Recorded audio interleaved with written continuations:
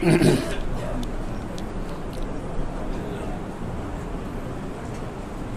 لله رب العالمين والصلاة والسلام على أشرف الأنبياء والمرسلين وعلى آله وأصحابه أجمعين.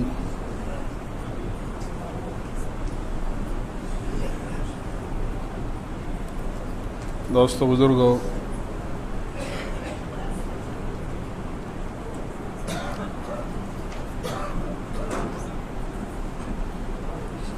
میں نے کل عرض کیا تھا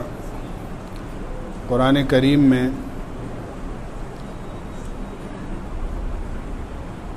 نبیوں کو بھی اور عام ایمان والوں کو بھی حلال، پاک، پاکیزہ، غیر مشکوک روزی استعمال کرنے اور کھانے کا حکم ہے۔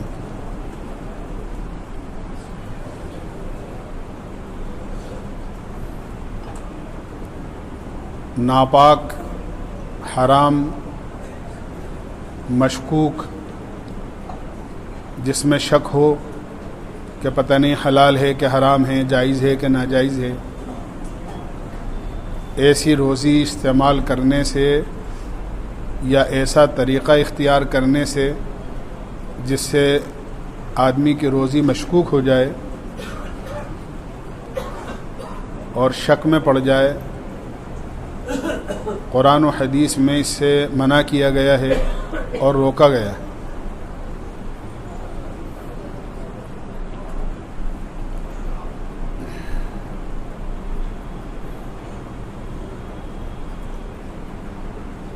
اس لیے کہ آدمی کی روزی کا اس کے عمل پر اثر پڑتا ہے۔ قرآن کریم میں اللہ نے فرمایا یا ایھا الرسول کلوا من الطیبات واعملوا صالحا، پاک روزی استعمال کرو گے تو نیک عمل کرو گے۔ آدمی حلال اور پاک روزی استعمال کرتا ہے تو اس روزی کا اثر یہ ہوتا ہے کہ آدمی کا دل چاہتا ہے قرآن پڑھوں، نماز پڑھوں، اللہ کا نام لوں، ذکر کروں، درود شریف پڑھوں، مسجد میں جاؤں، ایمان کے مذاکروں میں اور ایمان کے مجلسوں میں بیٹھوں۔ آدمی کا اس کا دل چاہتا ہے، اور اگر خدا نہ خواستہ آدمی کے پیٹ میں حرام اور ناپاک روزی چلی جاتی ہے تو آدمی کا دل مسجد میں آنے کو نہیں چاہتا، بازار جانے کو چاہتا ہے، قرآن پڑھنے کو نہیں چاہتا، اخبار پڑھنے کو چاہتا ہے، دین کی مجلسوں میں بیٹھنے کو دل نہیں چاہتا، 10 منٹ 15 منٹ بھی، اور موبائل کو آدمی گھنٹوں دے دیتا ہے۔ یہ سب اثرات ہوتے ہیں آدمی کی غلط روزی کے۔ اسی لیے حکم ہے اس بات کا حلالاً طیبہ، حلال بھی ہو اور پاکیزہ بھی ہو۔ ایک تو یہ بات یاد، اور حرام سے بچنے کا حکم ہے۔ ایک بات تو یہ یاد رکھنا چاہیے کہ کچھ چیزیں ایسی ہیں جس کو شریعت میں حرام قرار دیا ہے، اس سے تو بچنا ہر حال میں ضروری ہے۔ قرآن کریم میں خود اللہ تعالیٰ نے فرمایا ہے انما حرم علیکم المیتۃ والدم ولحم الخنزیر وما اہل لغیر اللہ بہ۔ اللہ تعالیٰ نے حرام کیا ہے مردار، خون، خنزیر، اسی طرح اس قسم کے جتنے جانور ہیں جن کے گوشت کھانے سے شریعت نے منع کیا ہے۔ اسی طرح پینے کی چیزوں میں نشہ آور چیزیں ہیں، شراب ہے۔ انما الخمر والمیسر والانصاب والازلام رجس من عمل الشیطان فاجتنبوہ، روکا گیا ہے ان تمام چیزوں سے۔ تو ایک تو وہ چیزیں ہیں جس کو شریعت میں بالکل حرام قرار دیا ہے، ایک وہ چیزیں ہوتی ہیں جن کو شریعت میں حرام نہیں کہا، فی نفسی ہی اپنی ذات سے وہ جائز ہیں، حلال ہیں، آدمی ان کو حاصل کرنے کا غلط طریقہ اختیار کرتا ہے تو وہ چیزیں حرام ہو جاتی ہیں، ناجائز ہو جاتی ہیں۔ اس لیے بعض مرتبہ آدمی دھوکے میں ہوتا ہے، اس کی جیب میں حرام طریقے سے اور ناجائز طریقے سے کمایا ہوا پیسہ ہوتا ہے، اور اس حرام روزی کو اپنی جیب میں لیے ہوئے پھرتا ہے اس بات کی تلاش میں کہ مجھے حلال گوشت مل جائے، تلاش کر رہا ہے حلال گوشت، حلال چیزیں تلاش کر رہا ہے، حلال چیزیں تلاش کر رہا ہے، لیکن جیب میں جو پیسے ہیں وہ حرام روزی کے ہیں۔ تو یہ تو ایسا ہی ہے جیسے کوئی آدمی بارش سے اپنے آپ کو بچا کر پرنالے کے نیچے کھڑا ہو جائے، تو کیا فائدہ ہوا؟ بارش میں بھی بھیگ رہا تھا اور پرنالے کے نیچے تو اور زیادہ بھیگے گا۔ اس لیے چیزیں بھی حلال ہونی چاہیے اور ان کو حاصل کرنے کا طریقہ بھی حلال ہونا چاہیے، یہ ضروری ہے۔ روزی کمانے کے جو طریقے ہیں میں نے عرض کیا بہت تفصیل کے ساتھ، کل بھی کہا پرسوں بھی کہا، اس کے علاوہ کوئی ناجائز طریقہ آدمی اختیار کرتا ہے جیسے سود اور بیاض کا، مثال کے طور پر قرآن کریم نے سودی کاروبار کی سلسلے میں پورا رکوع بیان کیا ہے اور ذکر کیا ہے اور روکا ہے باقاعدہ، کسی طرح بھی تمہیں سودی معاملات میں اپنی روزی کی بڑھوتری نظر آئے لیکن ہرگز سودی کاروبار کے قریب مت جانا، اس لیے کہ یہ اللہ کا فیصلہ ہے، یمحق اللہ الربا ویربی الصدقات، اللہ تعالیٰ سودی کاروبار کے ذریعے سے جو مال حاصل ہوتا ہے اس کو گھٹاتے ہیں اور صدقہ اور خیرات کو اللہ بڑھاتے ہیں، یہ اللہ کا فیصلہ ہے۔ ناجائز اور حرام کاروبار کرنے والے اور ناجائز اور حرام طریقے سے مال کو حاصل کرنے والے قیامت میں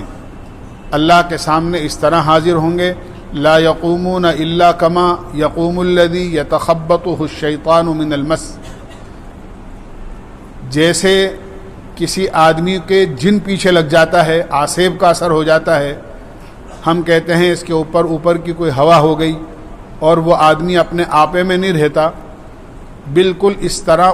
اس کا حشر اور اس کی حاضری اللہ کے دربار میں ہوگی، اس لیے کہ دنیا میں وہ سودی کاروبار کو کر کے چند دنوں کے لیے کچھ پیسہ حاصل کر کے وہ اپنے آپ کو اس طرح چلتا تھا جیسے کہ نشے والا آدمی جھوم جھوم کر چلتا ہے۔ لوگ سمجھتے ہیں شراب کی بوتل ہی کے اندر نشہ ہوتا ہے، حالانکہ علماء نے لکھا ہے شراب کی بوتل سے زیادہ نشہ مال کا ہوتا ہے، عہدے کا ہوتا ہے۔ شراب کا نشہ کوئی چیز نہیں ہے، کوئی حیثیت نہیں رکھتا ہے مال کے نشے کے مقابلے میں اور عہدے کے نشے کے مقابلے میں۔ یہ دنیا میں عام طور سے آپ تجربہ کر کے دیکھ لینا، شراب کا نشہ کتنی بری چیز ہے کہ آدمی شراب پی کے آتا ہے اور گھر میں آ کر بیوی کو 1 2 3 کر دیتا ہے، آدمی کا گھر بگڑ جاتا ہے، در اجڑ جاتا ہے، بچے ویران ہو جاتے ہیں۔ کیا ہوا کہ صاحب نشے میں تھے۔ اس کے مقابلے میں مال کا نشہ، عہدے کا نشہ جو زیادہ ہوتا ہے، اس سے وہ کتنی تباہی آدمی کی زندگی پر آئے گی اس کا تصور نہیں کر سکتے۔ تو جس طرح دنیا کے اندر وہ مال کے نشے میں جھومتا تھا، قیامت میں اسی طرح اللہ کے دربار میں گرتے پڑتے اس کی حاضری ہوگی۔ بلکہ سودی کاروبار جتنے بھی ہیں، اللہ کے نبی علیہ الصلاۃ والسلام نے اس کی بڑی مذمت ارشاد فرمائی ہے، اور یوں فرمایا اللہ کے نبی علیہ الصلاۃ والسلام نے، کچھ گناہ ایسے ہیں جو اللہ کبھی معاف نہیں کرتا جب تک کہ آدمی اس کو چھوڑ نہ دے اور سچی پکی توبہ نہ کر لیں۔ ان میں سے فرمایا شراب کا پینا، سود کا کھانا، یتیم کے مال کا کھا جانا اور والدین کی نافرمانی کرنا۔ یہ 4 گناہوں کے بارے میں اللہ کے نبی نے فرمایا کہ یہ ایسے گناہ ہیں کہ بغیر توبہ کے معاف نہیں ہوتے، بلکہ ایک روایت کا مضمون یہ ہے کہ اللہ نے اپنے اوپر لازم کر لیا ہے کہ ایسے لوگوں کو جنت میں داخل کرنا تو بہت دور کی بات ہے، جنت کی کسی نعمت کو چکھنے بھی نہیں دیں گے۔ جو شراب پینے والے ہوں گے، کسی بھی قسم کا نشہ کرنے والے ہوں گے، سود کھانے والے ہوں گے، یتیم کا مال کھانے والے ہوں گے اور والدین کے نافرمان ہوں گے۔ اللہ کے نبی علیہ الصلاۃ والسلام نے ارشاد فرمایا سود کا 1 درہم بہت معمولی حصہ، فرمایا 36 مرتبہ زنا کرنے سے زیادہ سخت ہے۔ آدمی کسی بے حیائی کے کام میں مبتلا ہو جائے، باقاعدہ یہ گنتی حدیث میں آئی ہے کہ ایک درہم سود کا اگر آدمی نے ناجائز طریقے سے اس کا استعمال کر لیا، کسی بھی طرح کھا لیا، پہن لیا یا کسی ضرورت میں استعمال کر لیا، فرمایا 36 مرتبہ زنا کرنے سے زیادہ سخت اور بڑا گناہ ہے۔ اس لیے حرام طریقے سے اپنے کاروبار کو بچانے کی کوشش کرنا چاہیے۔ میں نے عرض کیا سود ہے، سود کے بارے میں تو پورا رکوع ہے، اللہ کے نبی علیہ السلام نے بڑی وعیدیں ارشاد فرمائی ہیں، بلکہ ایک آیت میں تو قرآن کریم میں اللہ تعالیٰ نے فرمایا کہ یا ایھا الذین آمنوا اتقوا اللہ وذروا ما بقی من الربا ان کنتم مؤمنین، سودی معاملات کو چھوڑ دو، صاف منع کیا۔ فإن لم تفعلوا فاذنوا بحرب من اللہ ورسولہ، اگر تم نے ایسا نہیں کیا، سودی معاملات کو نہیں چھوڑا، سودی کاروبار کو نہیں چھوڑا، لین دین کو نہیں چھوڑا سودی، فرمایا یاد رکھو اللہ کا تم سے اعلان جنگ ہے، اللہ سے لڑائی کا اعلان ہے تمہارا۔ اب ایک آدمی سود اور بیاج کھا کر اللہ کے سامنے اپنی ضرورتوں کی دعا مانگے تو یہ ایسا ہی ہے کہ ایک طرف لڑائی کا اعلان ہو رہا ہے اور دوسری طرف اپنی حاجتیں اور ضرورتیں اللہ سے مانگ رہا ہے۔ اس کی مثال تو آپ یہ سمجھو کہ دن بھر آدمی اپنے پڑوسی سے لڑا اور اس سے خوب زبانی بھی خوب اول فول بکا اس کو اور ہاتھ آبائی بھی اس کے ساتھ کی، اور جب شام کا موقع آیا تو اپنے گھر سے بچہ بھیج دیا یا خود چلا گیا کہ جی آپ کے یہاں کیا سالن بنائے ذرا دے دینا ایک کٹورا، ہے کوئی دینے والا؟ کہ دن بھر آدمی سودی معاملات کرے اور پھر یہ سوچے کہ میں دعا مانگوں اور اللہ میری دعا کو قبول کر لے۔ اسی لیے اللہ کے نبی علیہ الصلاۃ والسلام نے ارشاد فرمایا بعض ایسے ہیں لوگ جو بڑے غبار آلودہ، یعنی بالکل ایسے کہ ان کے حال سے پتہ لگتا ہے کہ بڑے پریشان ہیں، بال بکھرے ہوئے ہیں، لمبے لمبے ہاتھ کر کے اللہ سے کہتے ہیں یا رب یا رب یا رب، لیکن حدیث میں آتا ہے ان کا کھانا حرام، پینا حرام، ان کی روزی حرام، تو کیسے اللہ تعالیٰ ان کی دعا قبول کریں گے؟ ان کی دعا تو ان کے منہ پر مار دی جاتی ہے اور ان کی دعا تو ان کے سر سے اوپر بھی نہیں جاتی۔ اس لیے اپنے آپ کو سود سے، بیاج سے، رشوت سے، کہ رشوت اتنی عام ہو گئی ہے کہ آج یہ ماحول بن گیا ہے کہ صاحب اپنی ضرورت بھی آدمی یہ سوچتا ہے کہ صاحب بغیر لیے دیے ہوئے اپنا کام چلے گا ہی نہیں، جب تک لینا دینا نہیں ہو اس وقت تک کوئی آگے کام ہی نہیں بڑھے گا، فائل ہی آگے نہیں بڑھے گی۔ لوگ سمجھتے ہیں کہ یہ بھی ایک کمائی کا ذریعہ ہے رشوت لینا، حالانکہ یہ بالکل ناجائز اور حرام ہے، منع کیا گیا ہے۔ اللہ کے نبی علیہ الصلاۃ والسلام نے معراج کی رات میں ایک قوم کو دیکھا جن کے پیٹ رہائشی مکان کی طرح بالکل بڑے بڑے ہیں اور آئینے کی طرح بالکل اندر سے باہر اور باہر کا اندر نظر آ رہا ہے، اور آپ نے دیکھا کہ ان کے پیٹوں کے اندر سانپ اور بچھو ہیں جو ان کی آنتوں کو کاٹ رہے ہیں، ڈنک مار رہے ہیں، جس سے یہ لوگ انتہائی پریشان ہیں۔ اللہ کے نبی علیہ الصلاۃ والسلام نے جبریل امین سے پوچھا، جبریل یہ کون لوگ ہیں، کون بدبخت لوگ ہیں؟ اللہ کے نبی علیہ الصلاۃ والسلام سے جبریل امین نے کہا، یہ آپ کی امت کے سود خور لوگ ہیں، ناجائز حرام طریقے سے مال کمانے والے لوگ ہیں، انہوں نے حرام مال اپنے پیٹ میں کھایا تھا، آج ان کے پیٹ کے اندر سانپ اور بچھو لوٹ رہے ہیں، یہ عذاب ان کو دیا جا رہا ہے۔ اسی طرح یتیم کا مال، کسی یتیم کا مال، ایسا نہیں ہے کہ ابا کا انتقال ہو گیا، دو بھائی ہیں پیچھے، یا کچھ بھائی بڑے ہیں کچھ بھائی چھوٹے ہیں، تو چھوٹے بھائیوں کا حق بھی بڑے بھائی کھا جائیں، جائیداد پر قبضہ کر لیں، ان کی میراث پر قبضہ کر لیں، بہنوں کو حصہ نہ دیں، خود ہی سمجھ لیں کہ بھئی مکان اور دکان تو ہماری ہے، تھوڑا بہت اگر دے دیا تو دے دیا، چند ہزار روپے بہنوں کو یا چھوٹے بھائیوں کو تھوڑا دے دیا، بس بات ختم، باقی جس کی لاٹھی اس کی بھینس، جس کا قبضہ اس کا سب کچھ، اللہ کے یہاں جواب دینا ہوگا۔ بلکہ یتیم کے مال کھانے والوں کو قرآن کریم میں کہا ہے، ان الذین یاکلون اموال الیتامی ظلما انما یاکلون فی بطونہم نارا، جو لوگ یتیم کا مال ظلماً کھاتے ہیں،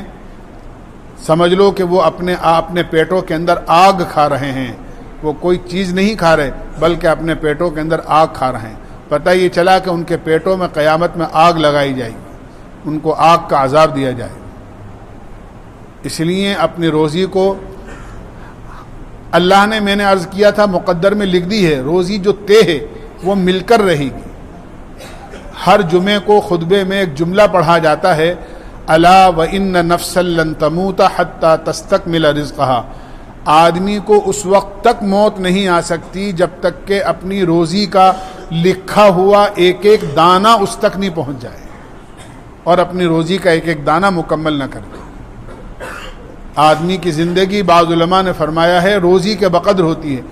جب تک اس کی روزی پوری نہیں ہوگی اس وقت تک اس کی زندگی پوری نہیں ہوگی۔ تو روزی تو اللہ کی طرف سے طے ہے، بس ہمارا امتحان یہاں ہے کہ اس مقدر کی روزی کو حاصل کرنے کا راستہ ہم جائز اختیار کرتے ہیں یا ناجائز اختیار کرتے ہیں۔ جائز راستہ اختیار کیا تو برکت ہو جائے گی، اور ناجائز راستہ اختیار کیا تو پھر اللہ کا عذاب ہے، اللہ کا پکڑ ہے، دنیا میں بھی بربادی ہے اور آخرت میں تو اللہ کی پکڑ ہے ہی۔ اس لیے اپنے آپ کو حرام سے بچانا چاہیے۔ میں نے عرض کیا، حرام روزی کا بہت بڑا اثر آدمی کے عمل پر پڑتا ہے۔ اللہ کے نبی علیہ الصلاۃ والسلام نے ارشاد فرمایا، 1 روپیہ اگر کسی آدمی نے حرام کا استعمال کر لیا تو 40 دن تک اس کی کوئی نماز کوئی دعا قبول نہیں ہوگی۔ آدمی بڑا خوش ہوتا ہے کہ ہاں میں نمازی ہوں، تہجد گزار ہوں، دعا بھی مانگتا ہوں، تسبیح بھی پڑھتا ہوں، اور پھر آدمی کو اوپر پریشانیاں آتی ہیں تو پھر آدمی کہتا ہے کہ میں تو سب کچھ کر رہا ہوں، پتہ نہیں پریشانیاں کیوں آ رہی ہیں، اللہ میاں مجھ سے کیوں ناراض ہیں۔ حالانکہ اس کو پتہ نہیں ہے کہ اس کی روزی کے غلط استعمال کی وجہ سے اور روزی کی غلط ہونے کی وجہ سے یہ پریشانیاں اس کے اوپر آ رہی ہیں۔ ہم نے بھی بعض چیزوں کو ایسا سمجھ رکھا ہے کہ ہاں بھئی یہ چیزیں تو ناجائز ہیں اور یہ چیزیں اس میں کوئی بات نہیں۔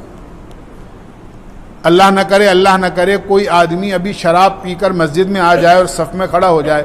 تو ہم میں سے کوئی بھی اس آدمی کو اپنے برابر کھڑا رکھنا گوارا نہیں کرے گا، بلکہ دھکے مار کر لوگ اس کو باہر نکال دیں گے، شراب پی کر مسجد میں آیا ہے۔ اور جنے کتنے ایسے ہوں گے جو بہنوں کا مال ڈکار کے، بہنوں کو حصہ نہ دے کے، سودی کاروبار کر کے، چھوٹے بھائیوں کا حصہ ان کو نہ دے کر، یا ناجائز اور حرام کاروبار کر کے دھڑلے سے آ کر صف میں کھڑے ہوتے ہیں، اور لوگ حاجی صاحب کہتے ہیں، قاضی صاحب کہتے ہیں، اور لوگ کہتے ہیں صاحب یہ ہمارے بہت بڑے مالدار صاحب ہیں اور فلاں صاحب ہیں اور ایسے ہیں اور ایسے ہیں اور بڑے عزت والے ہیں اور بہت بڑے آدمی ہمارے محلے کے۔ حالانکہ علماء نے لکھا ہے سور کی بوٹی میں اور سود کی روٹی میں کوئی فرق نہیں ہے، چاہے سور کی بوٹی کھائے یا سود کی روٹی کھائے، حرام ہونے میں ناجائز ہونے میں دونوں برابر ہیں، کوئی فرق نہیں۔ ہم سور کی بوٹی کو نفرت سے دیکھتے ہیں اور سود کی روٹی کو مزے لے کر کھاتے ہیں۔ سود سے مراد ہر قسم کا ناجائز مال اور ہر قسم کی ناجائز روزی ہے۔ اس لیے ہر ایک کو اپنی روزی کو پاک رکھنا چاہیے۔ روزی اگر پاک ہوگی تو آدمی اللہ سے قریب ہو جائے گا۔ اللہ کے نبی علیہ الصلاۃ والسلام نے آج ہی حدیث پڑھی تھی کہ اللہ کے نبی علیہ الصلاۃ والسلام نے ایک صحابی بلکہ صحابہ سے فرمایا، چند باتیں میں تمہیں سکھاتا ہوں، کون ہیں جو مجھ سے سیکھے اور لوگوں کو سکھائے؟ حضرت ابو ہریرہ کہنے لگے، اللہ کے نبی میں چاہتا ہوں کہ میں اس کو سیکھوں، میں اللہ کے نبی علیہ اور میں لوگوں کو سکھاؤں، کیونکہ سب سے بڑے محدث اور سب سے بڑے حدیث کو نقل کرنے والے ابو ہریرہ رضی اللہ عنہ ہیں۔ سب سے زیادہ احادیث انہی سے منقول ہیں، 5000 سے زیادہ احادیث۔ اللہ کے نبی علیہ الصلاۃ والسلام نے جو ان کو اور باتیں ارشاد فرمائیں، ان میں ایک بات یہ بھی تھی کہ ابو ہریرہ دھیان سے سنو، اپنے آپ کو جتنا حرام سے بچاؤ گے، یاد رکھو اتنے ہی بڑے عبادت گزار اللہ کے یہاں شمار ہو گئے۔ آدمی نماز پڑھ کے اپنے آپ کو عبادت میں شامل کرنا چاہتا ہے، اللہ کے نبی فرما رہے ہیں اپنے آپ کو حرام سے بچا لو، بس یاد رکھو سب سے بڑے عبادت گزار بن جاؤ گے۔ تو یہ سب سے بڑی عبادت ہے کہ آدمی اپنے آپ کو حرام اور ناجائز روزی سے بچائے۔ اللہ ہمیں عمل کی توفیق عطا فرمائے۔ سبحان اللہ بحمدہ، سبحانک اللہم وبحمدک، ونشہد ان لا الہ الا انت۔